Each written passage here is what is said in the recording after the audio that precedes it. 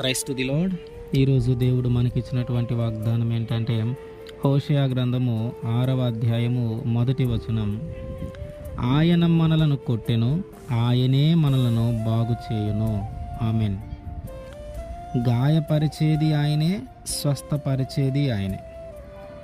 మనకు గాయములు కలిగించినను తిరిగి వాటిని కట్టేది ఆయనే. దేవుని చేత కొట్టబడిన స్థితిలో కానీ, దేవుని చేత గాయముల పాలైన స్థితిలో కానీ మనం ఉంటే తిరిగి ఆయన వైపు మనము తిరిగిన ఎడల, తిరిగి ఆయన వైపు మనము మరల కొనిన ఎడల ఆయన మనలను తిరిగి బాగు చేస్తాడు. ఆయన తిరిగి మన గాయములను కడతాడు. ఆయన తిరిగి మనలను స్వస్థపరుస్తాడు. ఆయనకి వ్యతిరేకంగా ఉండటాన్ని బట్టి, ఆయనకి నచ్చనిది చేస్తూ ఉండటాన్ని బట్టి, నచ్చినది చేయకుండా ఉండటాన్ని బట్టి, ఆయన మార్గంలో నడవక ఆయనకి ఉగ్రత తెచ్చేలాగున్నా, ఆయనకి కోపం వచ్చేలాగున్నా మన ప్రవర్తన ఉండటాన్ని బట్టి దేవుడు కొన్నిసార్లు మనల్ని శిక్షిస్తూ ఉంటాడు. కొన్నిసార్లు ఆయన ద్వారా మనకి శ్రమలు వస్తూ ఉంటాయి. ఈ బాధల్లో, ఈ శ్రమల్లో వీటన్నిటిని అనుమతించేది ఆయనే. వాటన్నిటి నుంచి తిరిగి విడిపించేది ఆయనే.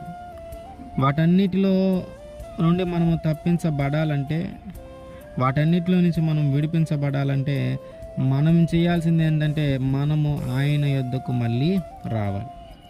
మనము ఆయన యొద్దకు ఎప్పుడైతే మరలుకొని రావటానికి సిద్ధంగా ఉంటామో, మన జీవితంలోకి అనుమతించినటువంటి ఆ శ్రమలు కూడా పోగొట్టడానికి దేవుడు సిద్ధంగా ఉంటాడు.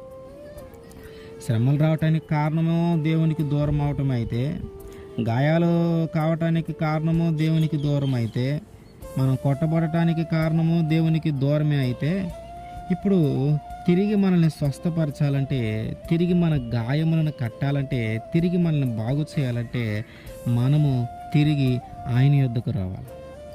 మనము తిరిగి ఆయన వద్దకి కానీ వస్తే అప్పుడు ఆయన మన గాయములను కట్టి మనల్ని బాగు చేసి మనల్ని స్వస్థపరుస్తాడు. కనుక గాయపరిచేది ఆయనే, స్వస్థపరిచేది ఆయనే. మనలను కొట్టేది ఆయనే, తిరిగి మనల్ని జాగ్రత్త చేసేది ఆయనే. కొట్టబడిన స్థితిలో ఉన్న, గాయాల పాలైన స్థితిలో ఉన్న, తిరిగి బాగుపడాలంటే, తిరిగి స్వస్థపరచబడాలంటే ఆయన వైపు మనము రావాలి. ఆయన యొద్దకు ఎప్పుడైతే మనము మరలుకొనియటానికి సిద్ధంగా ఉన్నామో ఆయన మన గాయములన్నిటినీ మానిపివేస్తాడు. ఆయన మనకి స్వస్థతనిస్తాడు. ఆమెన్.